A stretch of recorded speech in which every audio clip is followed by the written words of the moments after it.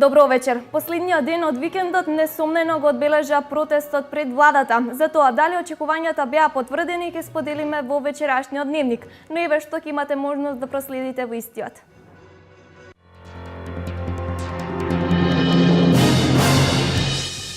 Страф и паника се случува во семејството на сточарот Бранко Гоцевски од село Дулица. Секојдневно се изложени на физички и вербални расправи од страна на друг жител.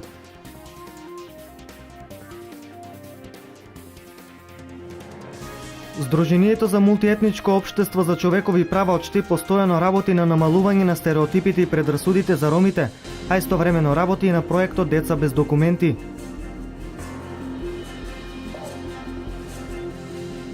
Музичката академија при Универзитетот Гоце Делчев Штип ќе го одбележат крајот на годинава со завршен концерт кој се одржува по 5-ти пат.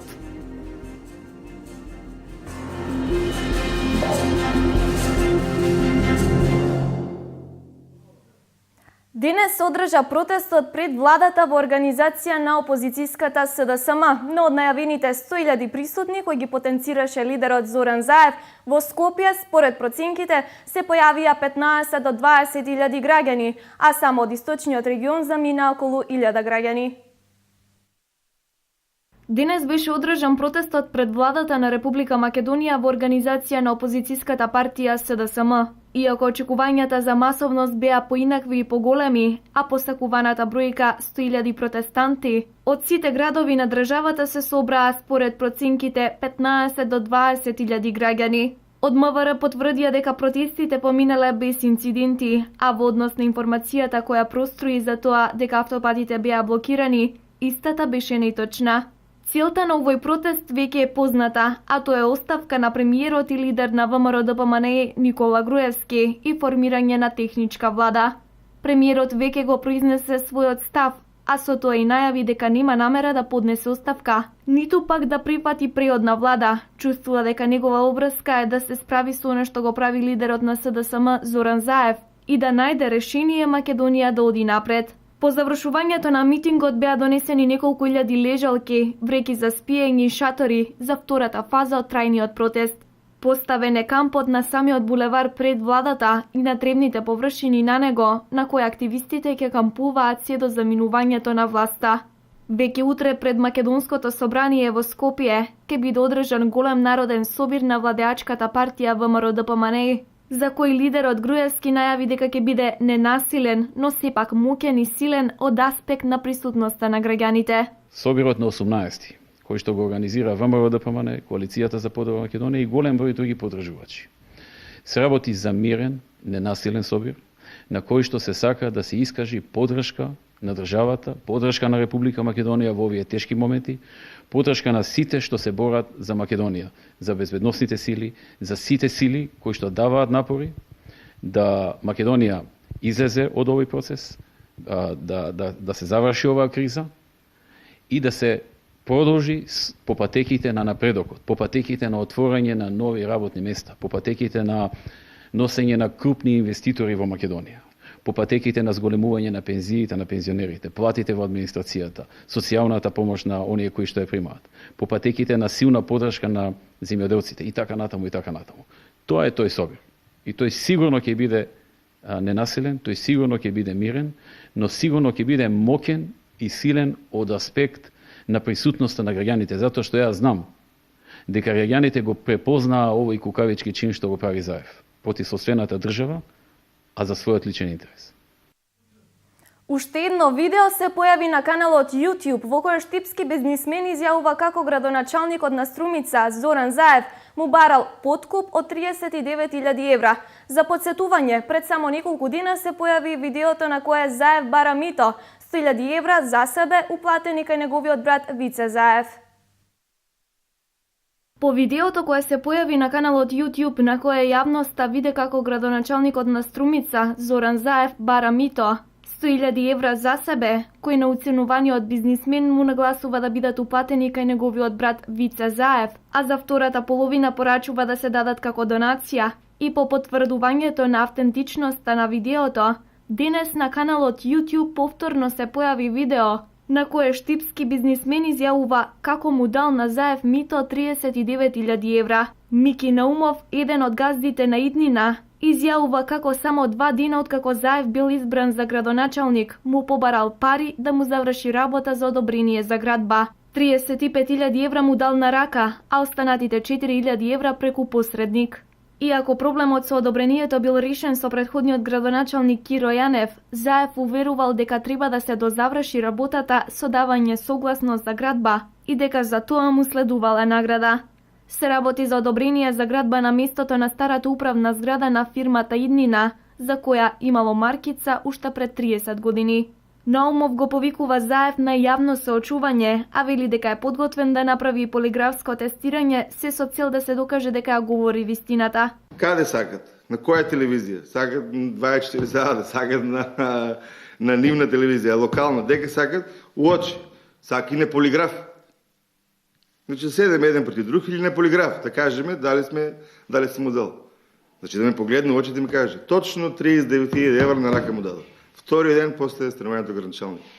Значи како на модела станува граничалник, природно е прво да прославе до неде, а одма гледа митото земји и пари. Така. Министерството за внатрешни работи пред само 2 месеци поднесе кривична пријава против струмичкиот градоначалник. Зоран Заев на лице од Струмица му побарал подарок за себе 2 евра за метар квадратен за градежно земјиште од 100.000 метри квадратни за приватизација на градежно изградено земјиште. Како што веќе споменавме, владеачката партија ВМРО-ДПМН утре пред Македонското собрание во Скопје организира голем народен собир за подобра Македонија. Општинскиот комитет на ВМРО-ДПМН ги повикува сите граѓани и подржувачи да ја дадат поддршката со мирен и ненасилен собир, односно поддршка за државата во овие тешки моменти и за сите кои се борат за Македонија. Почитувани сограѓани, веќе неколку месеци Република Македонија стана заложник на уцените на Зоран Заев и неговите соработници од СДСМ, чија основна цел е со недемократски средства, спротивно на резултатите од изборите, да ја приграби власта. ВМРО-ДПМН, како и секогаш, до сега ќе се бори за стабилна и економски просперитетна држава. Македонија во понеделник ќе покаже дека нема да дозволи заради личен или партиски интерес државата да биде втурната во неизвестност. Во Штип, граѓаните во 9 последователни изборни демократски процеси довербата ја даваат на ВМРО-ДПМН. И затоа опозицијата треба да ја е јасно дека власта единствено се добива на избори. Општинскиот комитет на ВМРО-ДПМН ги повикува граѓаните на општина Штип да се приклучат на големиот собир кој ќе се одржи во понеделник во 20 часот пред владата на Република Македонија. Овој собир ќе биде моќен народен одговор на сите сценарија за дестабилизација на државата и истовремено повик за стабилна и силна Македонија.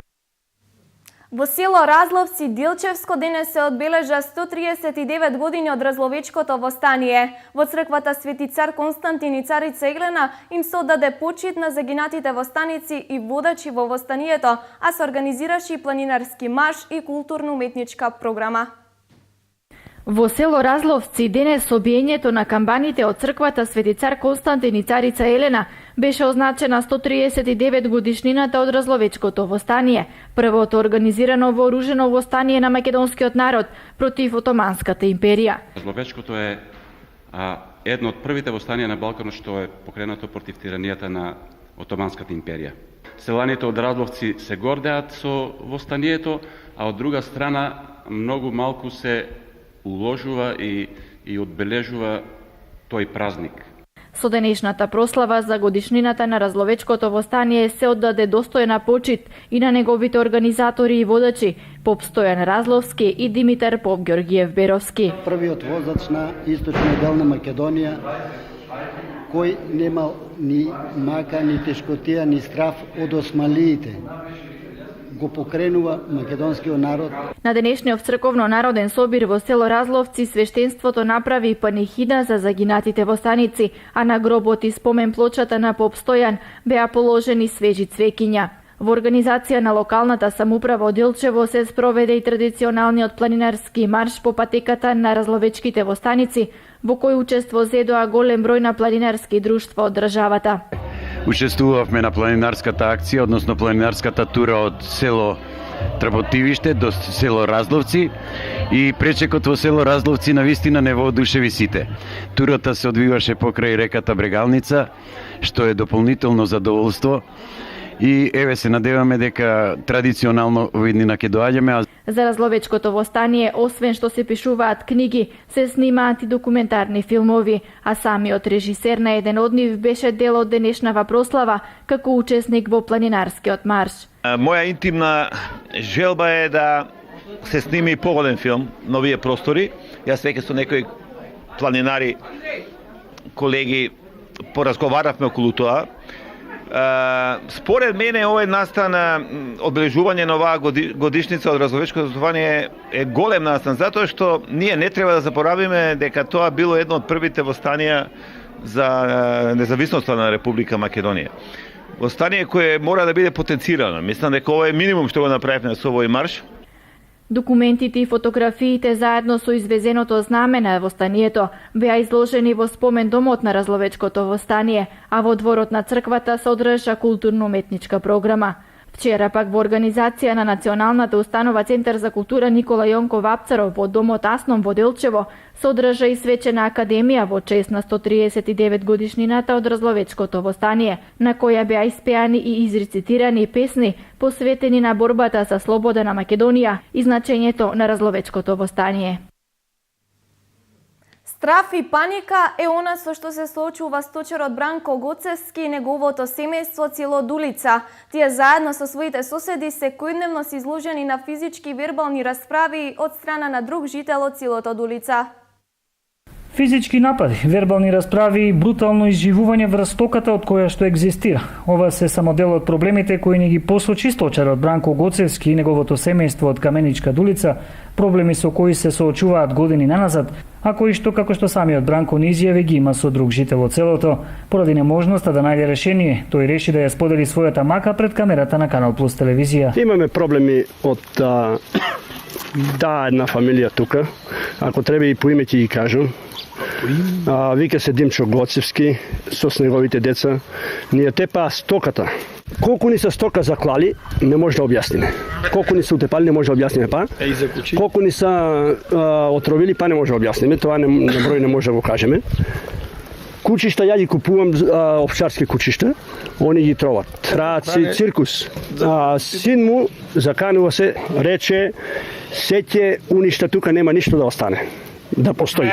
И вас рече ќе ве поништа. Еднаш со копачо запуками овците, ја нехтоо да бегам и он дојде с копачом изманува, беше близко до 1 метро. Ја се јавих у полицијата, он никак не се трга. Цел ден ме мачеше тој ден. Идеше од оздолека, ние там бееме со војна овчари, јаеше на магарето, спадна и ми се загна со секирата. Ја почнах да бегам и на кај неа и почнах да викам. Она уплаши се, падна у несвес. Он удари со секирата, ама уземи, јас преобрнах, не ме погоди. Почна да пцува, да онади, ојде кај војна, вика сад туа крв ќе пија. Но проблеми според изјавите кои ги чувме нема само ова семејство. Паника и страв владеа и кај останати жители на село Дулица. Утепаа ми 3 јариња. Здрави прави јостих.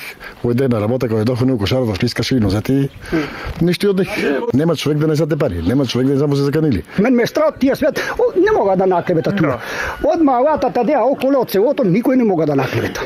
Друг освен ниш. Или тоа треба да се преземе некоја скоро мерки, тоа опасно тоа е. Не можеш ти да се пазиш тоа, например ќе замркнеш, да не останеш. Иако многу пати споменатите случаи биле пријавувани до надлежните органи, сепак како што велат жителите, поради неможноста да се најде сведок, често тие пријави завршувале без епилог. Јавуваме полицијата, вика најди свидок, кој да најде свидок? Ја свидок, ја нема да го пријавам.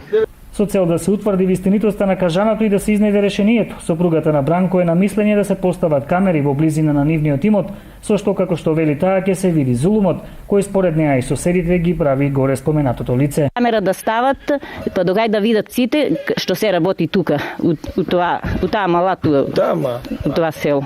Инаку Бранко Гоцевски исклучиво живее од сточарство. Тој е татко на 3 дец, моментално живее со својата сопруга и помалиот син, а останатото семејство се наоѓа на привремена работа во Италија. Здруженијето за мултиетничко општество за човекови права од Штип постојано работи на намалување на стереотипите и предрасудите за ромите.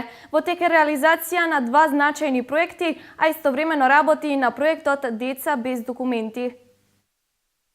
Здруженијето на мултиетничко општество за човекови права од Штип повеќе години работи со цел намалување на стереотипите и предрасудите поврзани за ромите и дискриминацијата помеѓу учениците.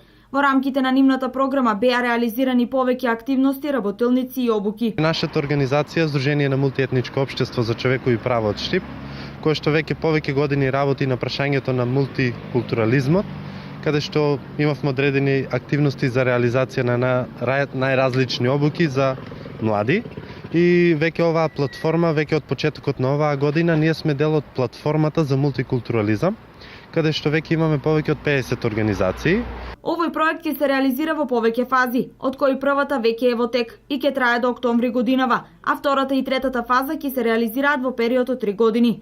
Здруженијето на мултиетничко општество за човекови права од Штип заврши со проектот насловен Дебата во соседството, но постои тенденција за негово продолжување и годинава. Бидејќи реализиравме еден проект, каде што беше самиот проект Дебати во соседството, веќе сме во преговори да истиот се продолжи оваа година. Тој проект го реализиравме минатата година, кај што беа вклучени средношколци и студенти роми. Сега со зголемувањето, односно со веќе она искуство кое што го имаме постигнато за сега, сакаме да вклучиме и други општини од нашиот, од источниот регион, а исто така да вклучиме и од другите заедници. Здруженијето на мултиетничко општество истовремено работи и на решавање на проблемот деца без документи, како на локално, така и на национално и меѓународно ниво, бидејќи одредени предмети се од меѓународен карактер. И во тековната година, ово здружение ќе проложи со активности поврзани со подобрување на правата на ромите.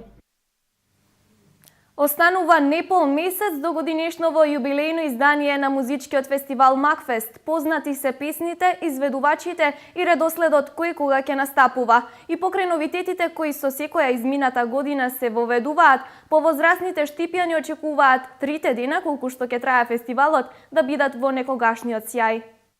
Завршија потребните подготовки околу музичката организација на 30-тото јубилејно издание на Макфест. Музичките numeri се познати, редоследот како ќе се изведуваат исто така.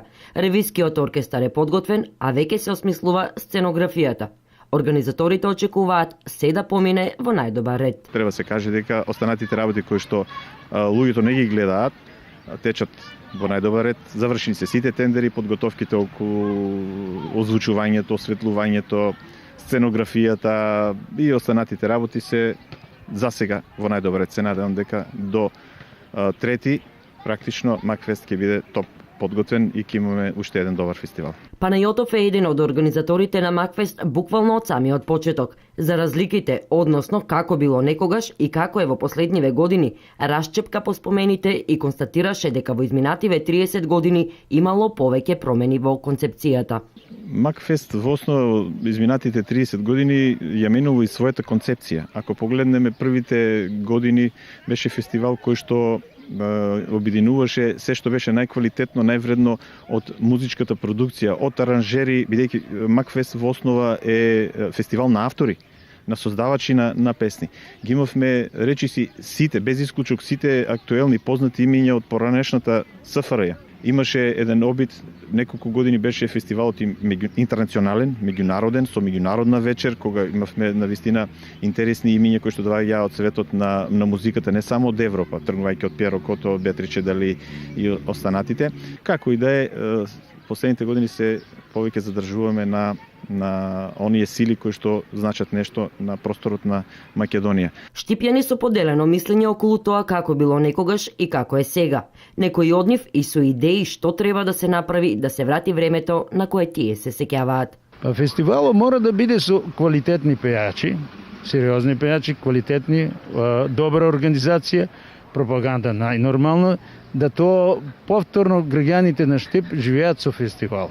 Подобро, мислам дека е подобро сега отколку порано. Затоа што сега општината го презема да биде. Има многу доста хитови од Макфест. Ке ми кажете ли еден хит што во моментот ќе се сетите? Кога те нема, Хелена Благне, не можам да ја заборавам.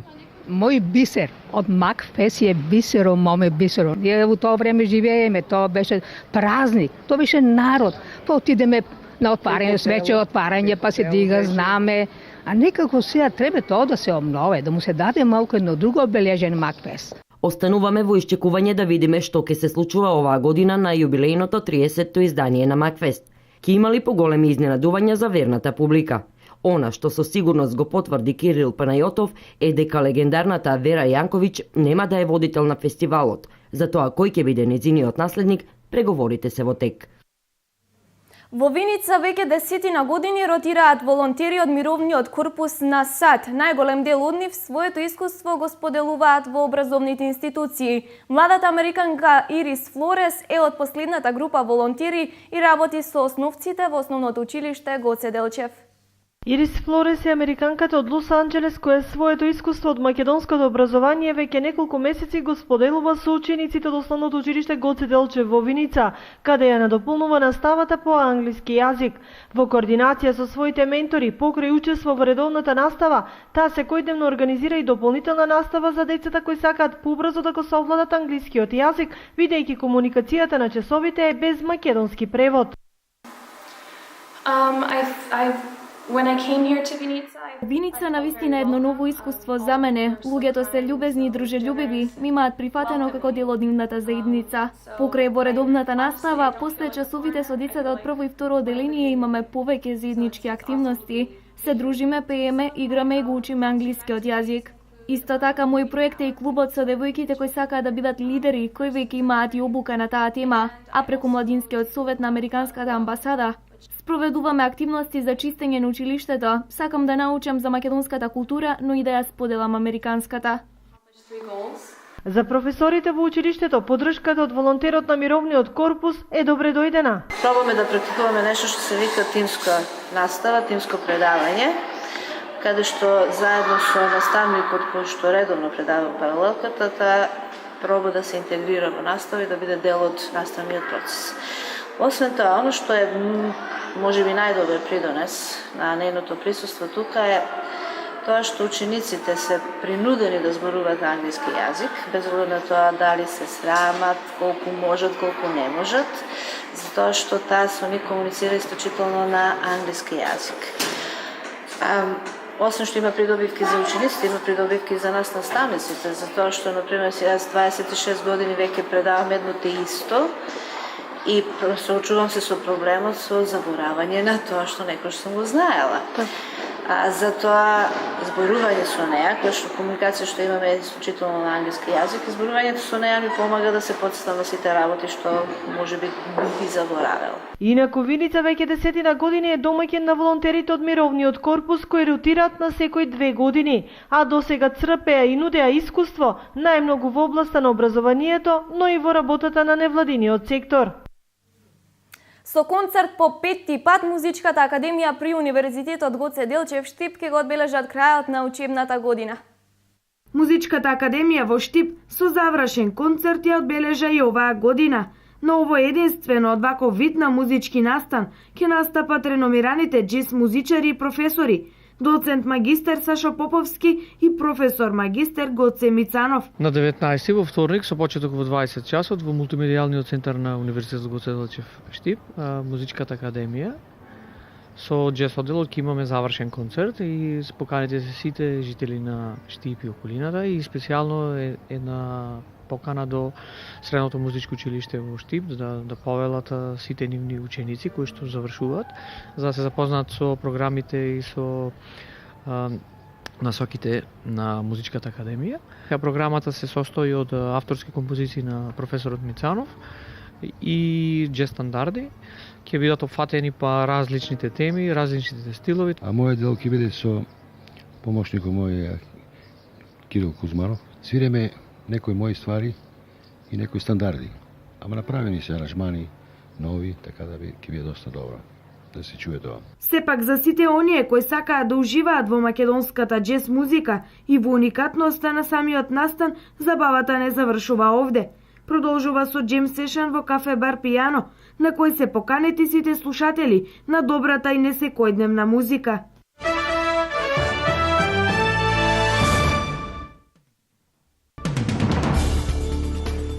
Најмалку 3 лица загинати, а 18 беа повредени, кога бомбаш самоубиец удри со својот автомобил полн со експлозив во конвој на странски војници, во близина на меѓународниот аеродром во Кабул.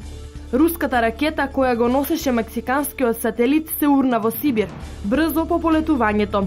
Постои загриженост за тони токсичен отпад, кој може би експлодирал кога се урнала ракетата. Египетскиот суд пресуди смртна казна за поранешниот председател на земјата, Мохамед Мурсија, и уште 34 члена на движењето Браќа муслимани, дело со обвинение за бегство од затвор.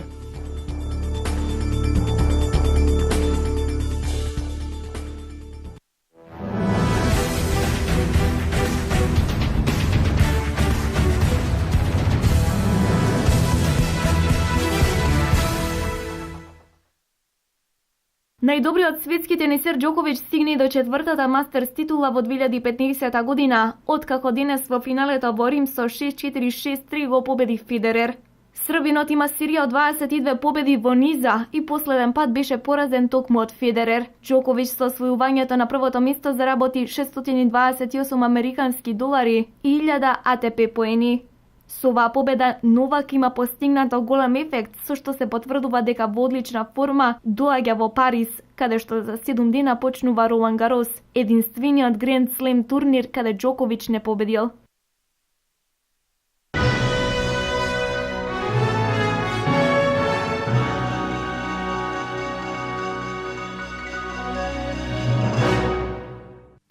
И по овие информации ми преостанува уште да ви посакам пријатна неделна вечер со програмата на Канал Плюс телевизија.